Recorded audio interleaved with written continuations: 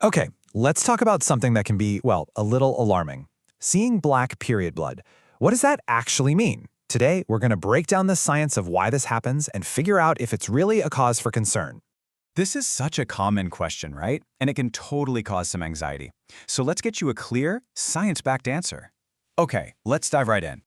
So, to really get to the bottom of the color thing, we've got to do a super quick refresher on what's happening inside your body during your period. It all kicks off when your body gets the memo that, nope, no pregnancy this month. So that uterine lining that it's so carefully built up just in case, well, it's not needed anymore. The body starts the process of clearing it out. As this lining sheds, it breaks these tiny little blood vessels. Now, the blood that comes out right at this stage is fresh, it's full of oxygen, and it has that bright red color we typically associate with bleeding. So if the blood starts out bright red, how in the world does it end up looking dark, or brown, or even black? Well, the answer lies in a really simple chemical process.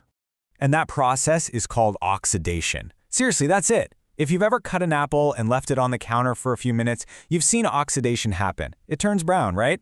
It's the exact same thing. The longer blood is exposed to oxygen inside the body, the darker it's going to get. So you can think of it like a gradual color-changing journey. What starts out as bright red blood slowly darkens to a deep red.